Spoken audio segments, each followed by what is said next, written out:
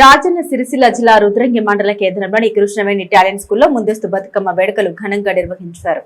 తీరొక్క పువ్వులతో అందంగా బతుకమ్మల్ని పేర్చుగా మహిళా ఉపాధ్యాయులతో పాటు బాలికలు పాఠశాల ఆవరణంలో బతుకమ్మ ఆడారు. డీజే సాంగ్స్ కు అనుగుణంగా విద్యార్థులు దాండి ఆడుతూ సంబరాల్లో పాల్గొన్నారు. ఈ సందర్భంగా పాఠశాల ప్రిన్సిపల్ హరినాథ్ రాజు మాట్లాడారు.